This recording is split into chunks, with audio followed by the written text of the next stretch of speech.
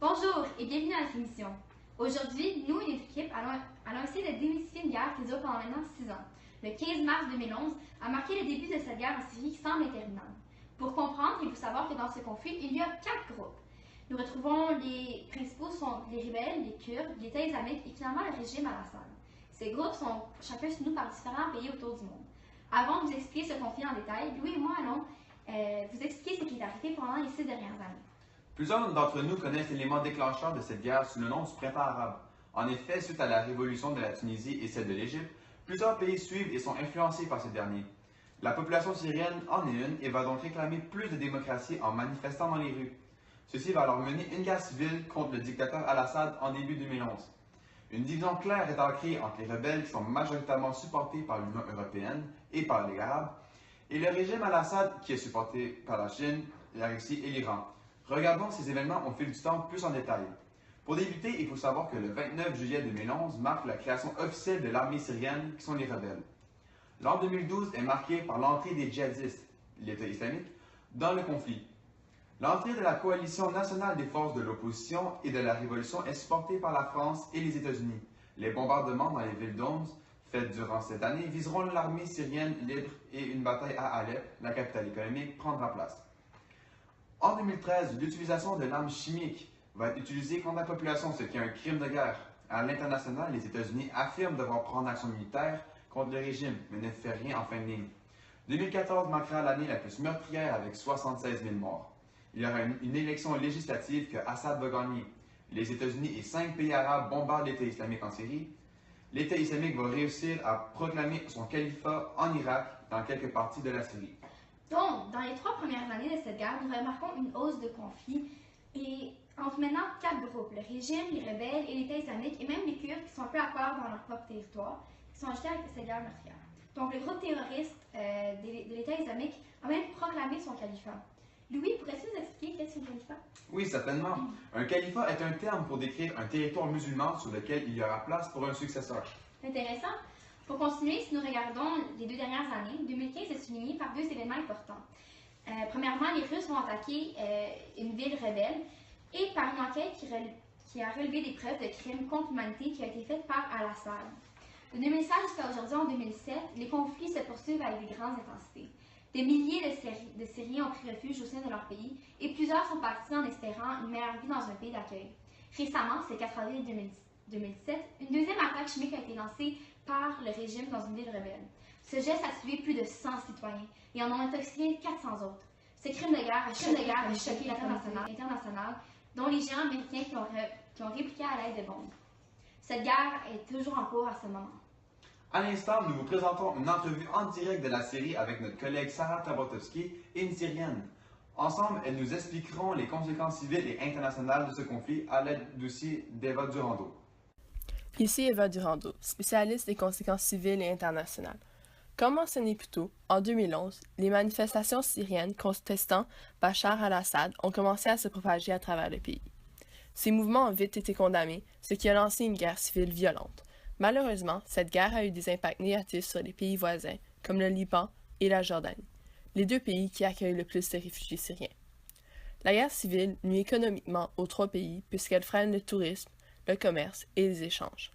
De plus, les frontières de ces 3 pays ne sont pas respectées puisque la Syrie embarque le nord du territoire du Liban et les réfugiés syriens, quant à eux, entrent illégalement en Jordanie, ce qui commence à causer des tensions. En février 2016, un centre de recherche syrien a conclu que 12% de la population syrienne sont morts ou blessés depuis le début du conflit. En addition, plusieurs maladies comme la tuberculose, la rougeole, les hépatites et plusieurs autres ont affecté grandement la population syrienne.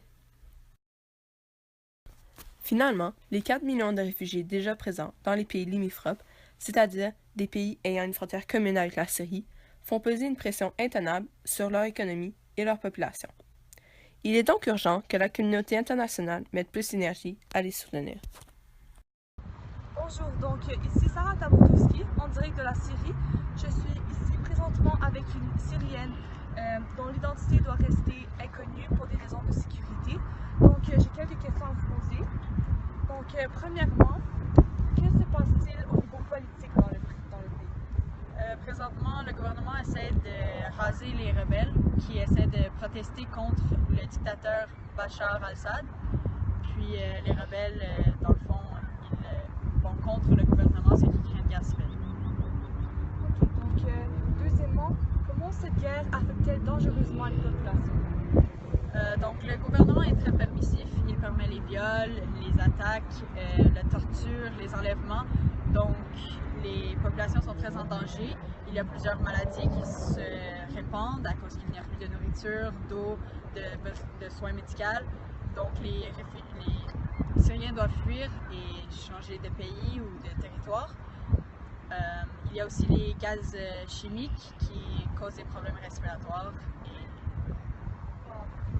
Et finalement, comment vous et votre famille avons été touchés particulièrement par ce conflit? Donc nous vivions sur les terres agricoles et lorsque le gouvernement a décidé de couper l'accès à l'eau et à la nourriture, nous avions tenté de continuer notre agriculture pour subvenir aux familles qui en avaient besoin. Et le gouvernement a donc bombardé nos terres pour cesser notre plan et heureusement nous en sommes sortis. C'est complètement incroyable. Donc, ça c'est juste un exemple parmi des millions dans ce pays. Il faut agir, il faut faire quelque chose. Donc, merci beaucoup et de retour au studio. Merci beaucoup à vous, mesdames. En direct avec nous par appel téléphonique et maintenant deux spécialistes à l'international qui nous expliqueront les interventions internationales. Karina et Amélie, à vous. L'inefficacité de l'ONU est ce qui a mené plusieurs pays à prendre des actions militaires indépendantes, spécialement les États-Unis et la Russie. Mais ces deux pays n'aident pas les mêmes côtés. La Russie supporte le gouvernement de Bachar al-Assad, tandis que les États-Unis s'assurent que leurs attaques n'aident aucunement le président syrien. Cependant, en décembre 2014 et septembre 2015, plusieurs pays se sont réunis, dont les États-Unis, la France, l'Allemagne, le Canada, l'Italie et la Turquie, pour discuter des actions à prendre contre l'État islamique. À la coalition de 2014, les pays se sont entendus à différentes stratégies, comme couper le transport financier de l'État islamique et démontrer la vraie position dans laquelle l'État islamique se situe. Tandis qu'à la coalition de 2015, ils ont pris la décision de supporter les forces anti-État islamique en Irak et en Syrie. Merci beaucoup, Juliane. En effet, comme ma collègue Amélie l'a mentionné plus tôt, la Russie intervient en faveur du gouvernement syrien puisque ce pays est garant des intérêts stratégiques russes au Proche-Orient. Donc, il veut conserver cette base. L'objectif déclaré de la Russie est de combattre l'État islamique, même si des civils syriens ont été bombardés par ceux-ci. Depuis, à cause du support diplomatique qu'offre la Russie au gouvernement de Bachar al-Assad, une intervention de l'ONU est impossible puisque Vladimir Poutine utilise constamment son droit de veto en tant que pays permanent siégeant au Conseil de sécurité pour bloquer les tentatives d'aide que l'ONU essaie d'envoyer. Ensuite, le but de la coalition arabo-occidentale est de combattre le mouvement de l'État islamique et des attentats terroristes. Avec ses 60 pays membres, 15 d'entre eux, compris les États-Unis, le Canada et la Grande-Bretagne, font des frappes aériennes, tandis que d'autres offrent de l'aide humanitaire, financière et logistique. Finalement, les forces kurdes de la Syrie et de la Turquie ont, malgré leurs différences politiques et leurs différentes croyances, un ennemi commun, l'État islamique. Le PYD, branche syrienne des Kurdes, veulent un territoire autonome et uniquement kurde au nord-est du pays de la Syrie, et sont devenus des alliés avec les États-Unis dans cette guerre contre le terrorisme. Le PKK, la branche kurde en Turquie cette fois-ci, a aucun support des pays extérieurs car ils sont considérés comme des terroristes sur le territoire américain et dans l'Union européenne. Et voilà, maintenant que nous comprenons ces multiples enjeux, il nous reste une question à se poser. Y a-t-il des gagnants dans cette guerre interminable? Pour nous aider à répondre, notre ami Philippe Bertrand est en conférence avec nous. Julien. Donc, les gagnants et les perdants. La guerre contre le régime syrien qui n'est toujours pas terminée s'annonce encore longue. Il est difficile de deviner l'identité de la personne qui dirigera la Syrie et si l'État deviendra complètement démocratique. Nous allons quand même dresser une liste temporaire des gagnants et des perdants si le gouvernement présentement en place était renversé. Donc, les perdants, le président Bachar al-Assad. Al-Assad est condamné pour ce qu'il est. Oublions l'image qu'il a tenté de se forger, celle d'un homme moderne qui allait reformer la Syrie. Ses jours sont comptés à cause des actions qu'il a commises et des décisions qu'il a prises, comme par exemple, qui est encore d'actualité, sur une utilisation de l'arme chimique sur les populations civiles. Aussi, nous avons la Russie. Si le gouvernement présentement en place était renversé, la Russie sera sans nul doute perdante. Avec la quantité d'argent et la quantité d'armes qu'elle y aura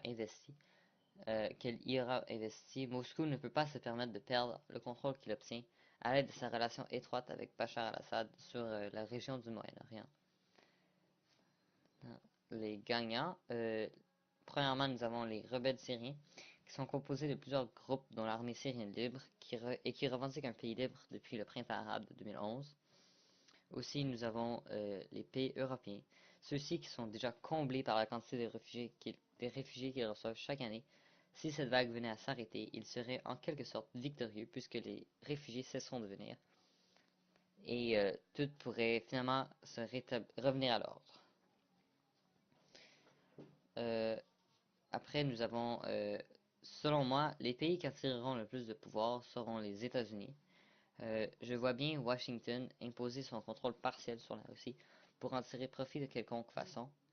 Aussi, puisque cette guerre est en fait une autre façon qu'ont les États-Unis et la Russie de se battre pour savoir qui est le plus fort. Si les rebelles prennent le contrôle de Syrie et gagnent la guerre civile, ce serait aussi une victoire pour les Américains sur la Russie. Et finalement, pour finir, il est important de constater que même si le gouvernement al-Assad tombait, nous ne serions tout de même pas les vainqueurs, puisque pour réussir cela, il aura fallu des milliers de morts et des millions de réfugiés. Nous espérons que cette guerre prendra fin le plus tôt possible pour ces milliers de personnes souffrant dans leurs conditions actuelles. C'est maintenant la fin de notre émission avec vous. Nous espérons que vous compreniez l'ampleur de cette guerre et surtout, n'hésitez pas à faire un tour sur notre page Facebook ou Internet si vous avez plus de questions. À la prochaine!